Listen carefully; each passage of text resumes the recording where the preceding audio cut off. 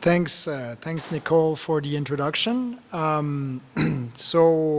Mark was supposed to give this presentation. I think he's on his way to America right now in the air, flying from Tokyo. It's hard to follow him sometimes, but he asked me to replace him. So for those who know Mark, you will notice that I'm much taller than him. and I'm not Anglophone, so I'm French, and I tend to like make up words sometimes. So, but you'll get them, I'm sure, because I'm sure I could do that presentation in French here, and like 75% of the people would get. I see Mayor Boileau. So I'm going to try to go over the company, what we're doing, our relationship with the First Nation, especially people from the Waban Tribal Council, and I'd like to acknowledge your presence. I don't know if that was a good word. That's one of the words I'm making up there. So it's like Chester, Stan, Kayla, Nicole. Just to go in the presentation. So who we are. So for people who don't know us yet, we are a company that was founded in 2019 after the discovery of the Crawford Nickel deposit. So we started in 2019 from 4 drill holes to being almost on the brink right now to publishing a feasibility study. We're a small team, but really, really experienced team. So most of the group that are in the team right now worked for Royal Nickel Company and pushed the Dumont Nickel project to be a shovel-ready, fully permitted project right close to here, so a bit north of Amos in the Abitibi area. So we initiated already the permitting process for the Crawford Nickel project. So we're about 1/3 into the permitting process, and as I mentioned, we're just about to publish the feasibility study for Crawford. The demand for nickel. So I was not there for the previous presentation. I don't know if this was covered, but I think it's really important for everyone in the room to understand that nickel is coming and it's coming strong. We've always seen super cycle for nickel, and what we're expecting right now is that the next super cycle is going to be amazing for this specific commodity. So just from a stainless steel perspective, we project that we're going to see, so the stainless steel has been like basically growing nickel market 4% a year in the last 10-ish years. If you add on the EV metal demand, we're thinking about we're projecting a 20% increase by 2030. So the demand for nickel should double by 2030. One of the main things that's really important to understand about nickel is that most of the nickel that's being in the market right now comes from Indonesia, the Philippines, and is really dirty. And when I say dirty nickel, you can see on this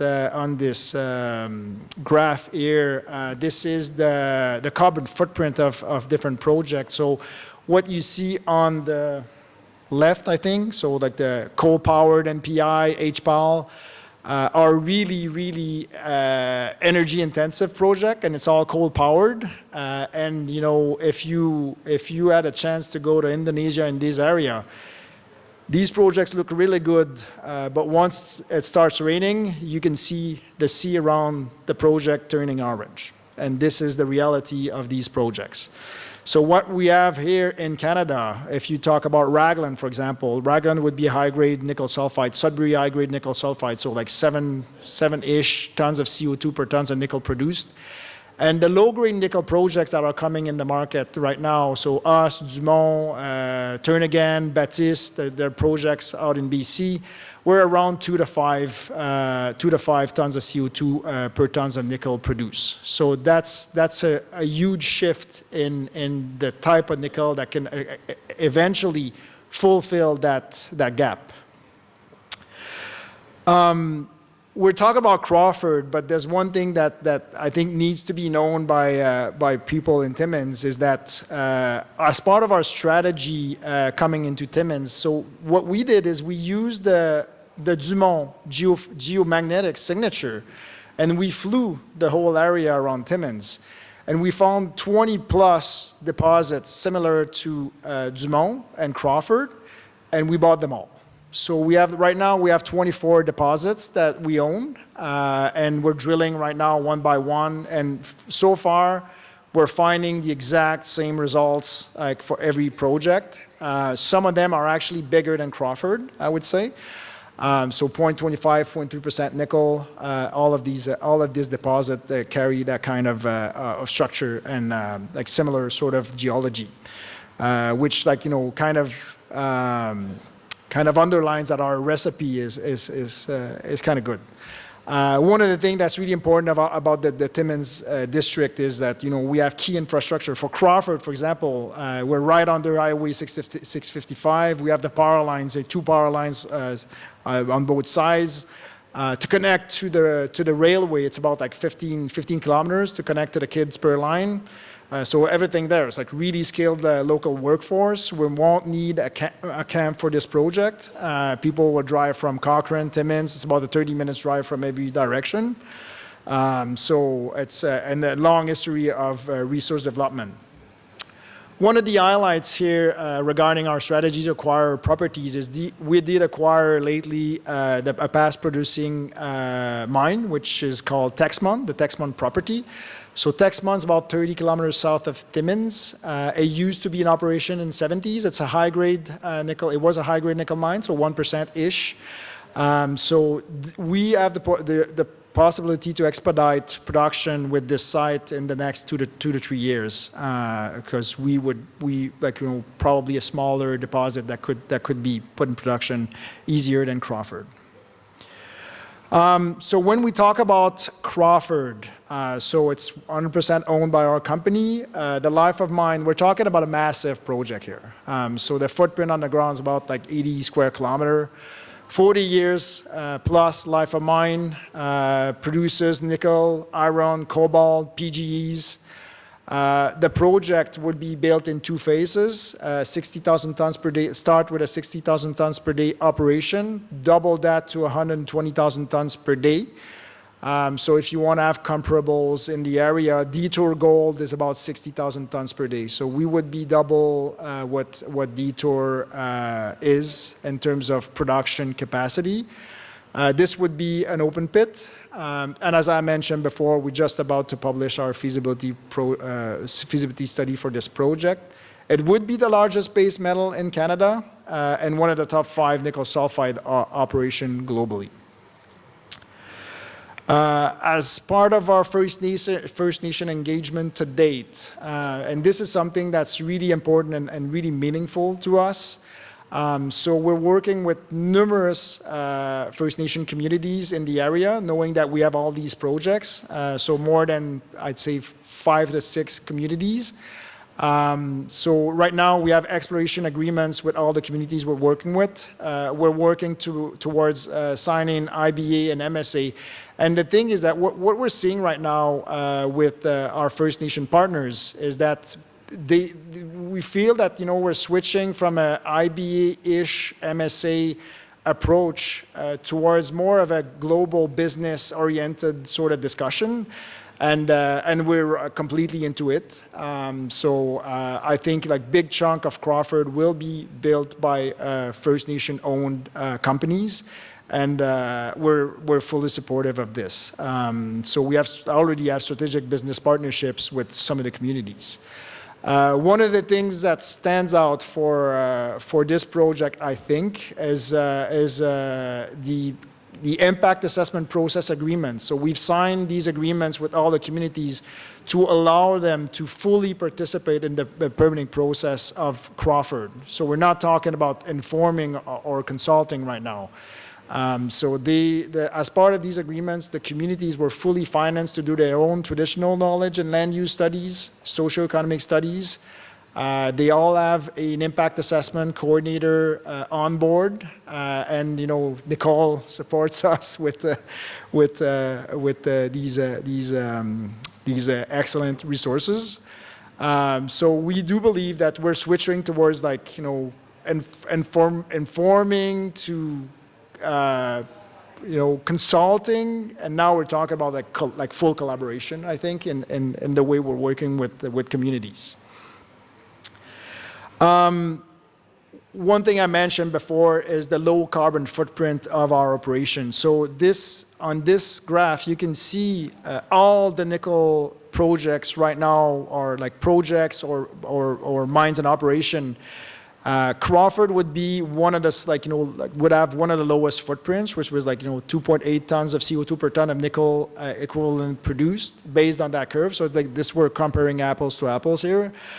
And this does not include the carbon sequestration potential of the rock we are mining. So one of the things that's really special about Crawford is that the rock we're mining has the capacity to absorb, once exposed to atmospheric conditions, instead of generating acid, what it does is actually creates carbonates. So it's a carbon sink. It sucks in carbons from the air and it stores it permanently. So we're working right now really intensively on research and development to try to enhance and accelerate this potential that we have with this deposit. We have this new process that we call in-process tailings carbonation, where we would inject carbon into our tailings stream. And with this, we could achieve net zero production in Crawford in under 24 hours.